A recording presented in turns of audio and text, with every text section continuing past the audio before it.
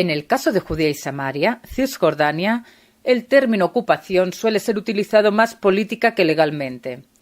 Así se simplifica y se borra con el codo complejas situaciones relacionadas con las reclamaciones y los derechos de los judíos.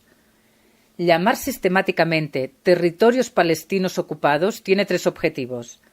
Primero, los portavoces palestinos esperan crear un contexto político para explicar e incluso justificar la adopción de la violencia y el terrorismo. La demanda palestina que Israel debe poner fin a la ocupación no deja ningún lugar para el compromiso territorial en Cisjordania, tal como sugiere la Resolución 242 del Consejo de Seguridad de la ONU. Y tercero, niega cualquier pretensión de Israel a esta tierra y reescribe de manera manipulada la historia judía y de la región. El término ocupación parece aplicarse solo a Israel y no se utiliza casi nunca cuando se habla de otras disputas territoriales. ¿Los judíos exigen derechos legales sobre territorios de Judea y Samaria? Por supuesto. En 1922, la Liga de las Naciones estableció el mandato para Palestina que reconoce los derechos nacionales judíos en la totalidad del territorio mandatorio. Los derechos judíos sobre Judea y Samaria fueron preservados también por la ONU, ya que según el artículo 80 de la Carta Fundacional, ninguna disposición de la Carta debe ser interpretada para alterar de forma alguna los derechos de cualesquiera estados o pueblos o los términos de los instrumentos internacionales vigentes.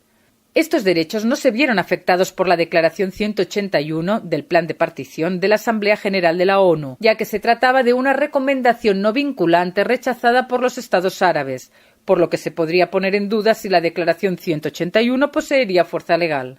Incluso la Resolución 242 del Consejo de Seguridad de la ONU acepta que Israel tiene derecho a quedarse con territorios de Judea y Samaria para adaptarlo a sus necesidades tras la guerra. ¿Por qué Judea y Samaria no son territorios ocupados? Por dos razones fundamentales. Primero, el derecho internacional convencional reconoce una sola forma de ocupación militar, la ocupación beligerante, es decir, la ocupación de una parte o la totalidad del territorio de un enemigo que es soberano en tiempo de guerra. Es el tipo de ocupación que abarca las reglas de La Haya y el Cuarto Convenio de Ginebra de 1949. Según los artículos 42 y 43 de las reglas de La Haya IV de 1907, hay tres condiciones para considerar a un área como ocupada. Primera condición: la zona debe estar bajo el control efectivo del ejército enemigo. Segunda condición: previamente el área debe ser parte de un territorio soberano de otro Estado. Tercera condición: el ocupante domina la zona con el fin de devolvérsela al soberano anterior. Aquellos que rechazan esta forma de interpretar la Convención de Ginebra afirman que es cuestionable que la frase «territorio de una alta parte contratante», tal como figura en el texto, se extraiga que dicha alta parte contratante deba ser soberana en dichos territorios, como hemos señalado en el punto B, para que estos, una vez conquistados por otro Estado, estén bajo el estatus jurídico de la ocupación beligerante. Además, afirman, Jordania era parte firmante, sea o no soberana, de Cisjordania. Sin embargo, hay un problema. Estos documentos lo firman y los aceptan estados y son entre estados soberanos. Fuera de eso, la ahora expresidente de la Suprema Corte de Justicia de Israel, Dorit Beinish, explicó en el Bagatz 2690/09 que incluso si la Cuarta Convención de Ginebra se ha transformado en costumbre, en caso de contradicción la ley israelí es la que se impone. Volviendo al tema, nunca hubo soberano anterior reconocido. Jordania tomó el territorio ilegalmente en 1948 y nunca existió un Estado palestino. Tras la guerra de 1967, Israel dijo que no había ocupación israelí en Judea y Samaria, pero sí aceptó actuar de conformidad con el derecho internacional consuetudinario y las disposiciones humanitarias de la Cuarta Convención de Ginebra en los lugares en donde vivían civiles palestinos. Israel hizo esto cuando el tema no era costumbre y por motus propio, algo que merece ser admirado. Analistas de la Cuarta Convención de Ginebra de 1949 desean que en todos los territorios controlados tras un enfrentamiento militar se imponga automáticamente la Convención de Ginebra. La aceptación de esto depende de la interpretación del término notoriamente resbaladizo de derecho humanitario. Si por derecho humanitario nos referimos a que automáticamente todo territorio es ocupado, entonces la intención es manipular la definición formal y aceptada del término ocupación, convenciones de La Haya y de Ginebra.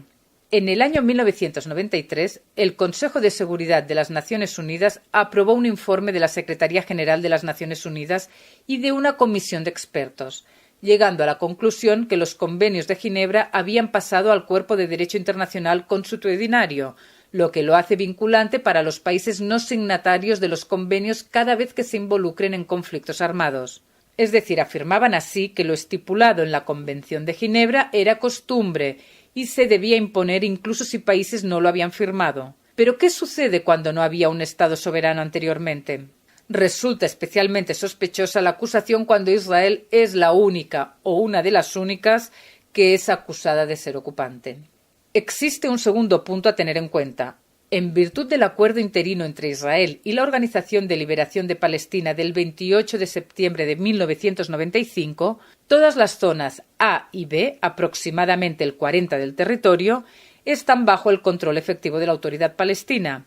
De allí, Israel ha retirado sus fuerzas militares. Ya no deberían ser llamadas ocupadas por Israel. Dado que la continuada presencia de ciertas tropas israelíes en la zona se acordó y está regulada por el acuerdo, dicha presencia no debería ser considerada como una ocupación, a menos que se desconozca la validez de los acuerdos de Oslo B de 1995. La Autoridad Palestina argumenta que, a pesar de haber firmado, ellos siguen viendo, en su imaginario colectivo, a Israel como una potencia ocupante, y, en ausencia de un acuerdo final, el estatus de Israel no ha cambiado. Por contrapartida, la Autoridad Palestina aduce en los tribunales estadounidenses que ellos sí constituyen un Estado extranjero y están protegidos por inmunidad soberana. Si son un Estado, como dicen, entonces no hay ocupación por parte de Israel, por lo menos no en la zona A y B de Cisjordania. Evidentemente, demasiadas personas también argumentan que Israel es la potencia ocupante en la Franja de Gaza, aunque allí no hay presencia alguna israelí en la zona, y si existe un gobierno alternativo y efectivo que lo lidera, es el grupo terrorista Hamás, desde su golpe de Estado en el 2007. La resolución 2334 del Consejo de Seguridad de la ONU contradice la interpretación israelí del término ocupación y fija, por decisión política, que la línea de separación de fuerzas de 1949, línea verde, es una frontera entre estados, al declarar que toda actividad civil de judíos más allá de esa línea es ilegal. El paso del tiempo nos mostrará si todas estas decisiones políticas han logrado confeccionar una reinterpretación legal para que ésta se adapte a los deseos políticos de sus promotores.